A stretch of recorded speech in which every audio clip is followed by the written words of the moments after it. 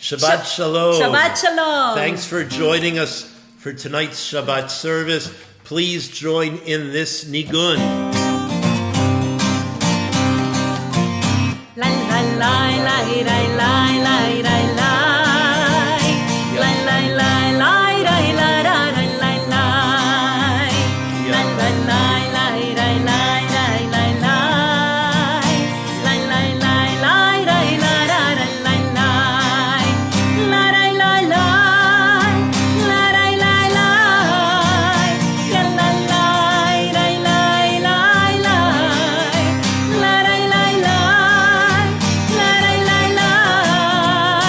La la la la. Shabbat Shalom, everybody. Shabbat Shalom.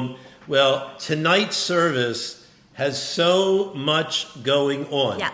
Our millennial Young Cantors are here, those who are in their 20s and used to be part of our teen Young Cantors group. Our teen Young Cantors are going to be singing tonight as well.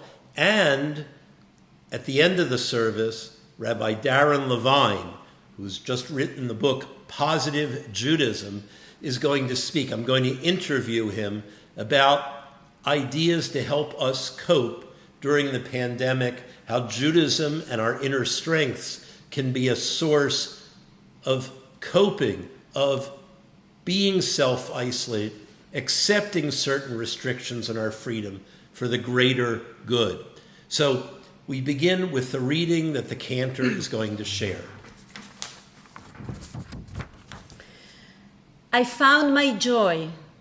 She wasn't hiding.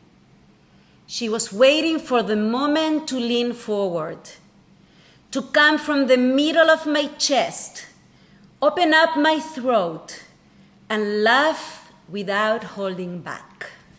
We join together for the blessing over the Shabbat candles, followed by our Young Cantors singing Shalom Aleichem, and we'll join with them. Baruch atah Adonai, Eloheinu melech haolam, asher kiddushanu b'mitzvotav, v'tzivanu להדליק נר של שבת.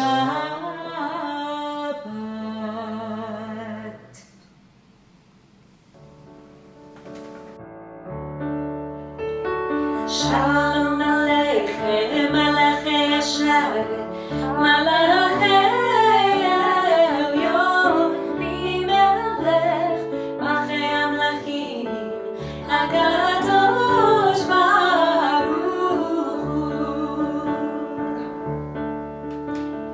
בואכם לשלום, מלאכי השלום, מלאכי העליון, ממלך מלכי המלכים, הקדוש ברוך הוא.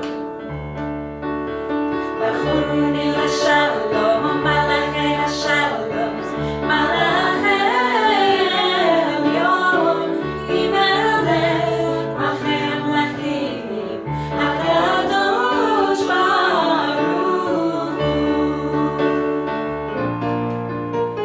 צאתם לשלום, מלאכי השלום, מלאכי העליון, ממלך מלכי המלכים, הקדוש ברוך הוא.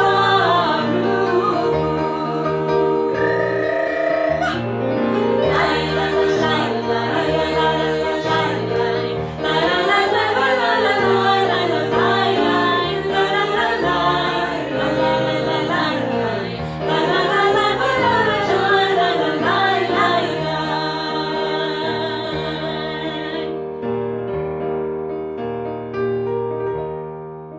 We turn to greet each other and to wish each other Shabbat Shalom.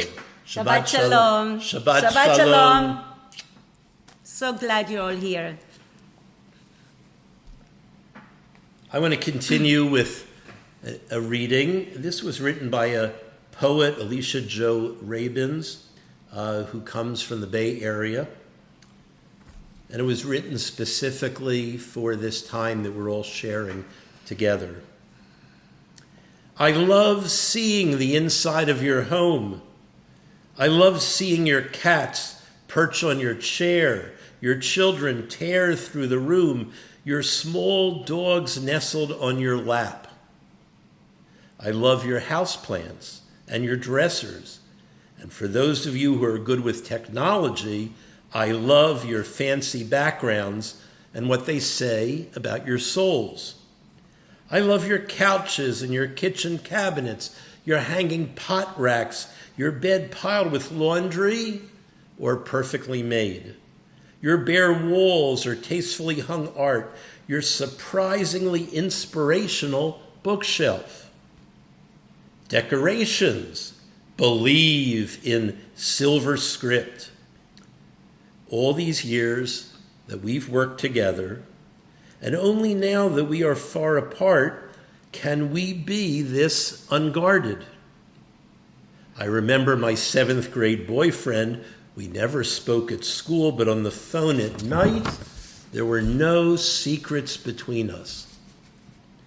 My fellow meeting attendees, we are like that now, so separate, so far apart, that we can finally invite each other into our own Holy of Holies. It's a beautiful poem, and we do know the inside of the lives of the people with whom we Zoom, with people that we share services with. We have changed our relationships to people.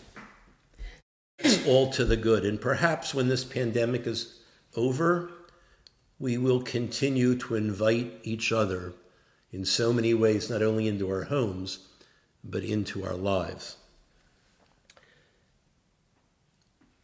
We close our eyes and we spend a few moments in silence before the Shema. The Shema is found in our prayer books on page 4. And we close our eyes and we ask ourselves, what has kept us so long from sharing ourselves with each other? We've gone from anonymity to intimacy, from keeping people at arm's length to embracing them virtually. We've shared such happy times together in the midst of a tragic time. We've gotten to know people again, people we haven't spoken to for a long time, people whom we didn't even realize we missed. We've reconciled. We've recreated relationships. We've learned how to live alone, and we've learned how to live with just another person or two around. We've learned that we're more disciplined than we thought, and we need to be proud of that. Breathe in Shabbat.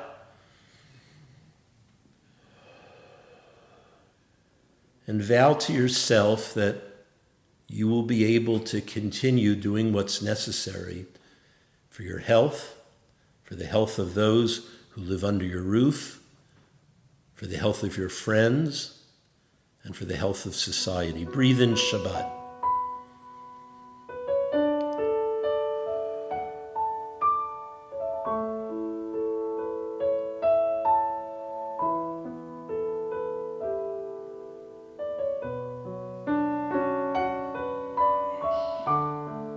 We join for the Shema.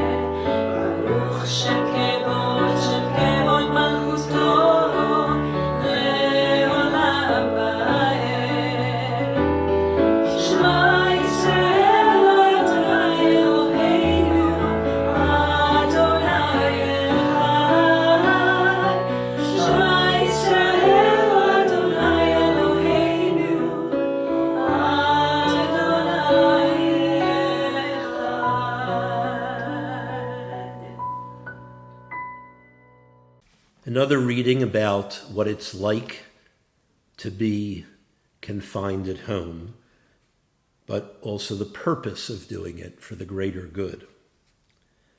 I am sorry you cannot play with your friends, can't touch the swings or the monkey bars, the slide, that you can't have a birthday party when you turn 8, can't go to school, can't visit your grandparents or your little cousins. In the 6th week of this new regime, I hear myself say, no, no, no. And I realize that in normal times, to withhold these simple joys from you would be cruel. But these are not normal times.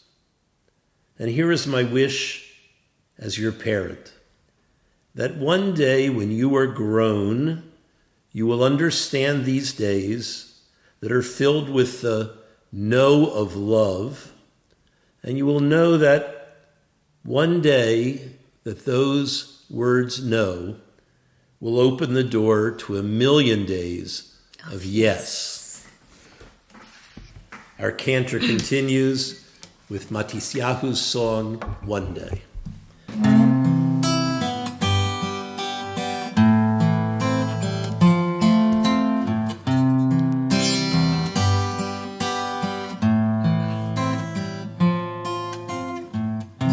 Sometimes I lay under the moon and thank God I'm breathing. Then I pray, don't take me soon, 'cause I am here for a reason. Sometimes in my tears I drown, but I never let it get me down. So when negativity surrounds, I know someday it all turn around, because all my life I've been waiting for, I've been praying for the people to say that we don't wanna fight no more, there'll be no more wars, and our children will play one day, one day, one day, one day, one day, one day. It's not about win or lose, we all lose when they feed on the souls of the innocent, blood-drenched pavement. Keep on moving though the waters stay raging. In this mess you can lose your way, your way. It might drive you crazy, but don't let it face you, no way, no way. Sometimes in my tears I drown, but I never let it get me down. So when negativity surrounds, I know someday it all turn around, because all my life I've been waiting for, I've been praying for the people to say that we don't wanna fight no more, there'll be no more wars, and our children will play one day, one day, one day, one day, one day, one day. One day this all will change, treat people the same, stop with the violence, done with the hate. One day we'll all be free, I'm proud to be under the same sun, singing song of freedom. And one day, one day, one day, one day, one day,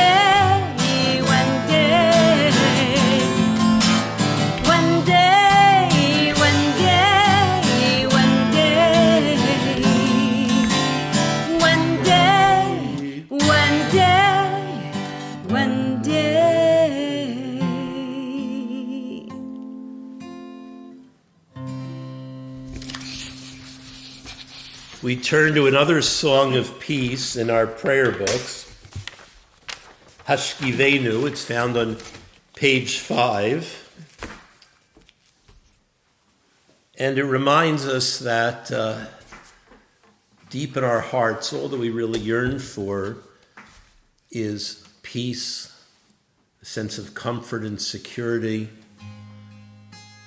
a Sukkat Shalom, as the words tell us, being surrounded, wrapped in a talit of safety, in a sukkah that covers us. We join with the Cantor in singing Hashkivenu.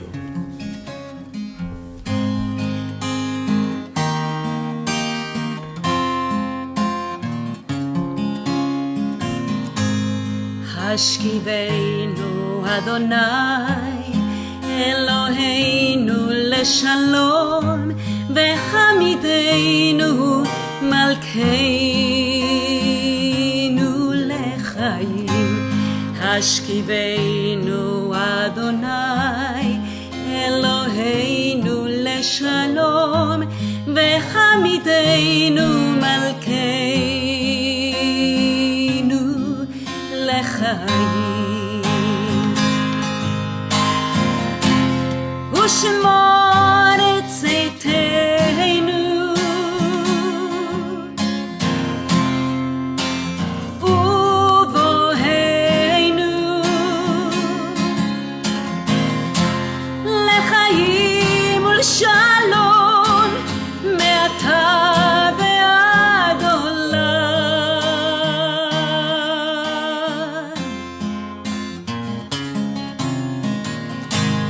Hashkivenu Adonai Eloheinu leshalom V'hamidenu malkeinu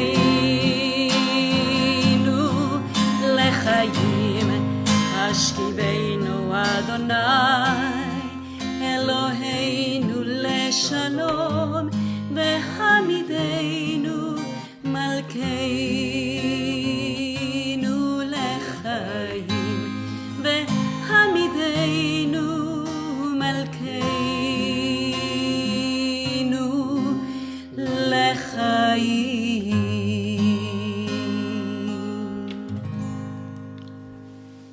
Our millennial young cantors join with our cantor next in singing a song of healing, Mishaberach. This is not the usual version that we chant, sing at the synagogue, but one that we do from time to time. We ask that we be healed of our fears, of dis-ease as well as disease, and the same goes for those around us. And we think of those as we're singing, those who are in pain, psychological, spiritual, physical, those who are gravely ill in hospitals, those who unfortunately are dealing in a very personal way with the COVID-19 virus. For all those on any level of illness, we pray Mishaberach.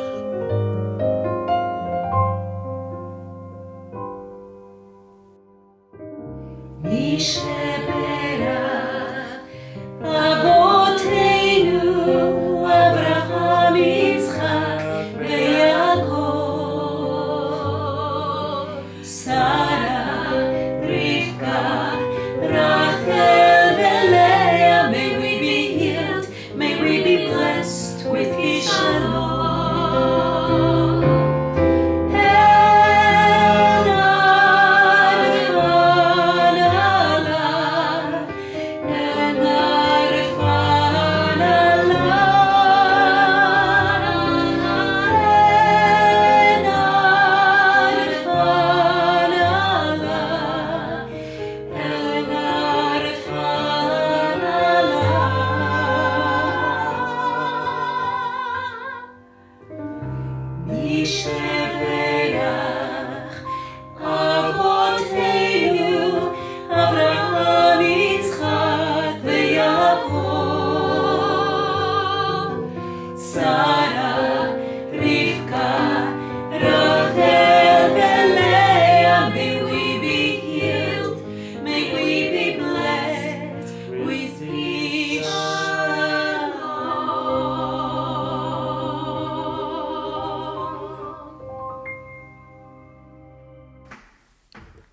we join together for Kiddush, Motzi, and Motzia. Baruch atah Adonai Eloheinu melech haolam, borei peri hagafen l'chaim. And we join together for the traditional Motzi and the modern egalitarian Motzia. Baruch atah Adonai Eloheinu melech haolam, hamotzi lechem min haaretz, nevarech et ein hachaim, hamotzia lechem min haaretz. Please turn to page 12 in our prayer books and join in with me in reading the poem from Helen Keller.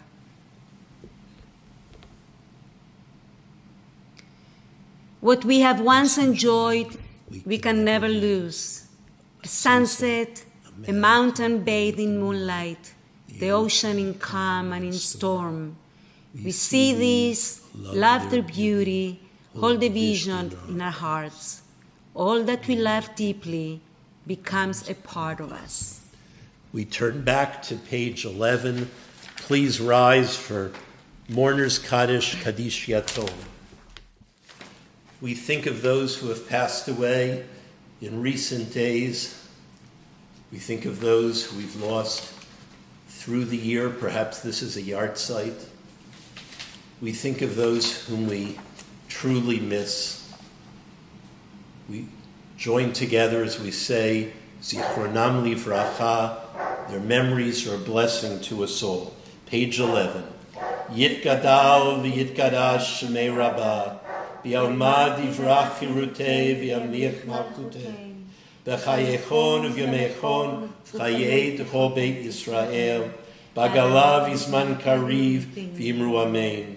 Yehei shmei rabbah mevarach v'yalamu l'me'ol maya, Yitbarach v'yishtabach v'yitpa'ar v'yitromam v'yitnaseh, v'yitadar v'yitalev v'yitalal shemei d'kudsha b'riachu, le'elam min kol birchata v'shirata, tushbechata v'nechemata, damiran bi'ama v'imru amen.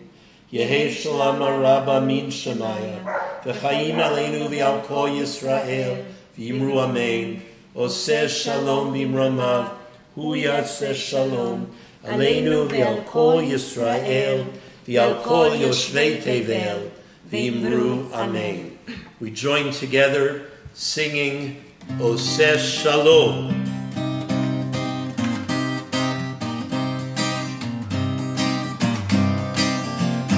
Oseh shalom b'imramav, Hu yaseh shalom aleinu, ve'al kol Yisrael, ve'al kol yoshvei tevel, v'imru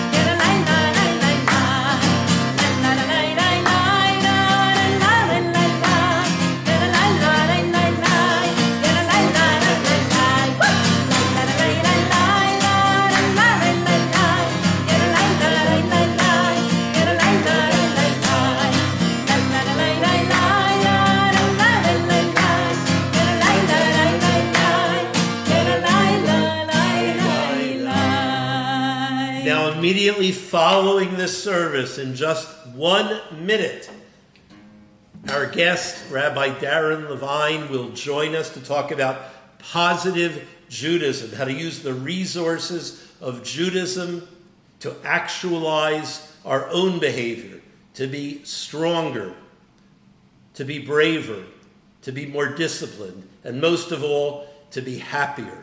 So please remain watching. After you wish those around you Shabbat Shalom, remain and watch my interview with Rabbi Darren Levine. Shabbat Shalom, everybody. Shabbat Shalom. Shabbat Shalom. Thanks for being with us. Bye, everybody. Shabbat Shalom. Bye. I'm just so happy to have with us as a guest tonight Rabbi Darren Levine. He's the son of our congregants, David and Susan Levine. And Darren was supposed to speak at Shabbat Alive in March. But because we all self-isolated, we didn't have a chance to hear him. He has a wonderful book out about positive psychology, about which he's going to speak today. And its relevance should be apparent, and that is that we're all going through difficult times. And we need to have a kind of approach to Judaism that lets us focus on our own strengths, that helps us utilize all of our wisdom and intuition in the service of helping ourselves and those around us in our society. Rabbi Levine is a graduate of Hebrew Union College, Jewish Institute of Religion. He is the rabbi of Tamid, the downtown synagogue in Manhattan. He hosts a podcast called the Positive Judaism Podcast on iTunes. And he has a doctorate in ministry from HUC and the Postgraduate Center for Mental Health, both in New York. Welcome, Darren. We're just so happy to have you with us. Thank you, Arnie, and it's great to be with you. I grew up in Irvine, so I feel like I'm talking to a neighbor, even though I'm speaking to you all the way from the East Coast. It's good to spend this time with you and your congregation. Shabbat Shalom to all. Shabbat Shalom. Thank you for being here. I want to begin with your own experience. How has positive Judaism helped you go through the crisis of this pandemic, and what's going on in your congregation as well?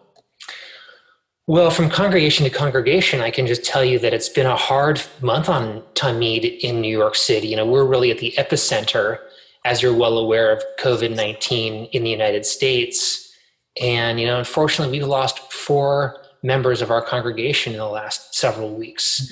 2 very elderly folks, one man in his mid-60s, and tomorrow I'm doing my 4th Zoom funeral for a man who happens to be exactly my age. I'm 47. And when his wife told me that he graduated Princeton in 1994, I thought, oh, well, that was the year I graduated from UC Santa Cruz. So that must make us exactly the same age. And that was very, very truth-telling. And obviously this is a terrible pandemic and it's affecting everybody. But that's a little sense of what's happening, you know, specifically with coronavirus. You know, interestingly, on the other side of things, it has been a very imaginative time for our congregation, I think, like yours also, figuring out new ways to connect with people and to create community online. Obviously, University of Synagogue, you know, historically has been the expert in connecting with human beings on a very human level. And so I know it's happening now, and I think it's forcing all of us who are in faith communities to reach out in different ways. So it's been both a very difficult time on some level, but at the same time, it's been very imaginative and creative. And that is something that, you know, we know from positive psychology that happens to people when they face difficult times in their lives. But tell me how positive Judaism, first of all, tell me what positive psychology is. I actually went to the University of Pennsylvania when Martin Seligman was there. And he's the psychologist, I believe, who founded positive psychology. So positive psychology, now one of its children, so to speak, one of the offshoots is positive Judaism. And this is like a whole new term. You know, we often think people haven't sufficiently heard of Reconstructionism, but you're kind of where we were a few decades ago, a wonderful idea that people haven't heard about in many cases. You're really one of the pioneers. You're the father and one day the grandfather of positive psychology, of positive Judaism. So tell us what positive Judaism is. Well, positive Judaism draws on many of the theoretical foundations of positive psychology. And Marty Seligman really is the father of positive psychology, and he's been very supportive and helpful in giving some shape and some framing and just being supportive and helping to, be a voice for positive faith in the world. And he's become a very good advisor to what we're trying to accomplish with positive Judaism. Well, interestingly, was a book that Marty had written that I came into contact for a second time in my life. Earlier, you mentioned that I have a doctoral degree, and during my course studies, we were introduced, this was in the early 2000s, we were introduced to this new concept called positive psychology and authentic happiness. And Dr. Seligman was the voice of this new movement, thinking, the world of psychology, he thought was just too focused on people's problems and giving people an approach to their mental health which kept them in their problem area, rather than helping people to identify their strengths and focusing them on developing those strengths. So that was his whole approach in the early 2000s. About 10 years later, I was in a terrible car accident. The story is that I was in my office. This happened to have been January 15th, 2015. I was in my office. I got a phone call from a congregant who happened to have been at the hospital with her 6-year-old son. And she said, "Rabbi, I'm in the hospital. We just got in this morning, and the terrible news is that we think he has leukemia. Can you come and visit us?" And it was a cold day in New York, and I ran out the office, and I got to the elevator, and I thought, I really need to go and bring this child a gift. So I went back in and asked my assistant, do we have any gifts we can bring this child? So on my way to the hospital with gift bag in hand, I got struck in a taxi by a delivery vehicle. It was a very bad accident, and I got taken to the same emergency room into which the child was in the hospital on the 17th floor. Spent the entire afternoon getting tests, and later that evening, the attending physician came in and said, "Mr. Levine, I saw the photograph from your accident. I've read the report from the paramedics, and I can't fully understand it, but there's nothing wrong with you, and we are going to release you." So on the way out of the hospital, an orderly came after me and said, Mr. Levine, he was carrying a plastic bag. He said, "You forgot this." And it was the gift to the child. In my mind, immediately, I thought of that Jewish teaching, which is when you are on a mission to deliver goodness, your trip or your journey is protected. And that's why we give people $1 when they travel to Israel and say, "Give this as tzedakah when you get to the Holy Land." That's immediately where my mind went. And that was a certain mindset that I had. So I went upstairs to complete the mission of delivering that gift to the child. Several months later, I was finally kind of back on my legs again, and I was able to speak about this accident. And on a Friday night in our congregation, I said the words, "Positive Judaism." And that's because I had found a book that Marty had written called Authentic Happiness, and thought, yes, that's what I need. I need authentic happiness in my life after this big life upset of being in a tragic accident. And after the service was over, and Arnie, I bet this happens to you every Friday night, someone comes up to you from the congregation and says, "Oh, Rabbi, what an incredible sermon you gave. But this is New York, Arnie. They don't compliment you." Woman came up to me and she says, "Rabbi, my name is Rose. I've never been to your synagogue before. My parents are Holocaust survivors. I have been a psychotherapist here in the city for 50 years, and I can tell you one thing. There is nothing positive about Judaism. I remember that both of those stories that you're relating from your wonderful book, Positive Judaism, that's subtitled For a Lifetime of Well-Being and Happiness. So I think people do have the attitude that the woman who came up to you at the Oneg Shabbat, even if they love being Jewish and they love Judaism and they go to services, they kind of feel they derive their values, morality, healthy psychology, outlook on life, strength, internal strength from other sources only. Now, we're not saying that Judaism has to be the exclusive venue for developing a healthy self, but Judaism actualizes itself best when it's able to provide a whole system that undergirds a healthy person. That's, I think, what you're talking about. So my question is, can you give us, few practical suggestions of either applied Jewish wisdom or applied Jewish rituals or ceremonies that express the importance of positive Judaism? Well, positive Judaism at its core rests on 5 different topics. And these different topics are community, health, relationships, money, and work. And those are the 5 areas of well-being. I didn't invent these areas of well-being. In fact, I did in my research on well-being and happiness, it was determined that because of major meta studies that had been done about people's well-being and health and overall thriving and success in life, that these are basically the 5 dimensions or areas of a person's life that determine their level of well-being. When I read those 5, I began to think, these human dimensions are the core of what it means to live a Jewish life.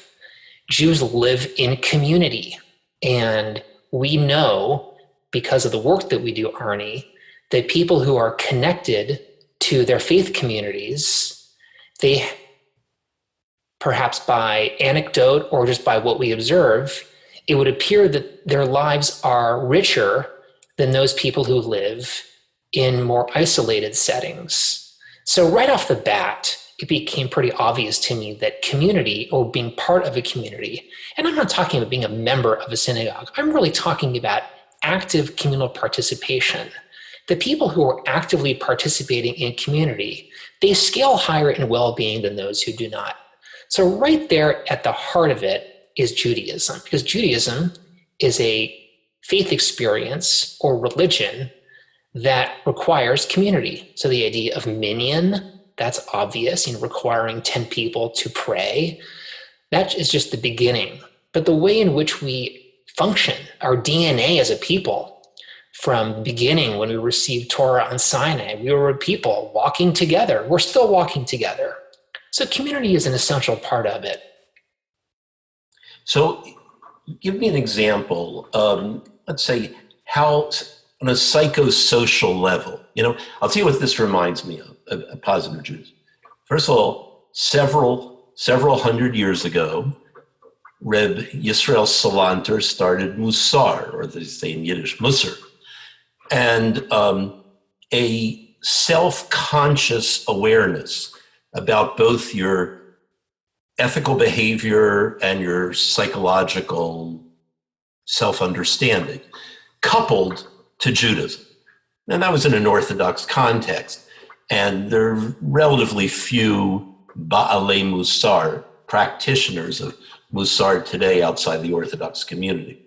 But it was at least an attempt to say, as in one of the Musar sayings, it shouldn't be just that the shochet's knife, the knife of the ritual slaughterer, is sharp. It should be your awareness is sharp to be a good Jew.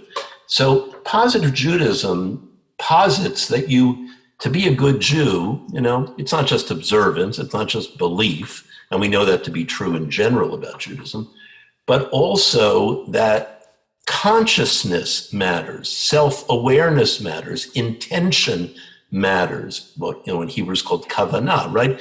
That it matters that when we're practicing Judaism, we do it in part to enable us to be more human and to be internally more self-aware and to find that source of decency, Menschlichkeit, within us. All of that is kind of simultaneously like a intertwined, DNA spiral. All that's going on simultaneously. So if someone says, well, give me an example of a value, like doing good deeds for other people. Judaism tells me to do good deeds, but what does positive Judaism tell me that can be applied to doing good deeds? Or bar mitzvah, bat mitzvah is a ritual. How does that further my Menschlichkeit, my humaneness, my self-awareness? Well, that is a very important question, and I think lives at the heart not only of what it means to be a Jew, but also what it means to be a human being in the world today.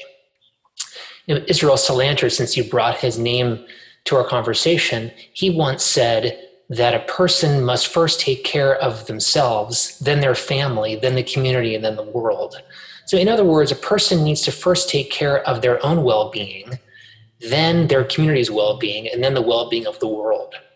So a lot of people are asking themselves, how do I raise my level of happiness? I wake up every day feeling a little neurotic. I'm upset at the state of the world. I wish things were different. I'm concerned about my children's future. I'm concerned about my own future. What's happening with the stock market? Will my job be there? What's going to happen with the healthcare industry? Who in my radius is going to get sick? I feel isolated. It's more or less how we're all waking up every single morning. I know that I am. And so what is a person to do to try to, help themselves? And, as Salanter said, one must first take care of themselves. The other thing that I am thinking about right now, since you brought up the idea of kavanah, the kind of intention of what it means to practice Judaism. The other flip side of that is keva. And I think that within keva is where we can really begin to think about how to improve our well-being Jewishly. So keva is the idea that, there are fixed things that one must do over the course of a day to fulfill their mission as a Jew. And kavanah is the intention which they bring to that keva. Well, as it turns out, people are asking themselves, well, how do I raise my well-being? Do I need to up the dosage in my medication? Do I need to change my diet? Do I need to change my job? What do I do? Well, it turns out there actually are things that people can do every single day to raise their level of well-being. Like, give me some examples. Well, the obvious thing is that one must treat their body well. One must exercise every single day. One must eat well. One must be kind. These are all things that have been studied. And when you see them, you see it's obvious. Of course I should exercise every day. Of course I should eat well. Of course I should be kind. Well, in fact, not everybody does eat well. Not everybody does take good care of their body. Well, what would you say to people? I'm sorry to interrupt, but what would you say to people who say, these are extraordinary times of self-isolation, of boredom, of anxiety?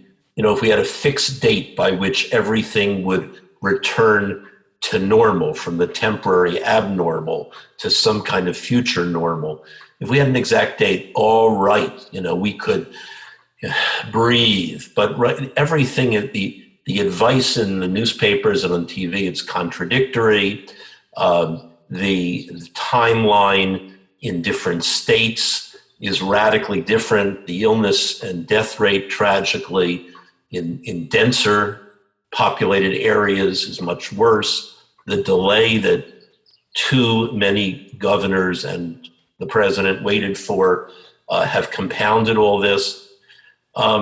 So if someone says, I'm just anxious, I'm bored, I've never had to live like this, how can positive Judaism or Judaism help me through the next month, 2 months, 6 months? Not just my life. I'll deal with my life later, they might say. Just give me a prescription for a month or 2 or 3.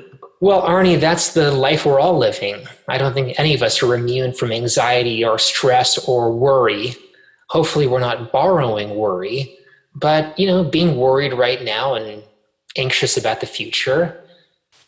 I'm thinking about my own children. Are they going to be in school in the fall? Are they going to be self-isolating in their bedrooms, doing online learning until 2021? What's going to happen to the summer? Are they going to be able to go outside and play? Is camp happening? What's my life as a parent going to be like? We're living in tremendous uncertainty. But the Jewish people have been very good, even in times of uncertainty, about being hopeful and optimistic and becoming very resilient. And all we need to do is look back to some of the core stories, even in Torah. I think back to one of my favorite stories, and that's the story of the scouts. Here Moses gathers 12 scouts and says, we're on the cusp of going into the Holy Land. Who's going to go in? Can you come back and give us a report?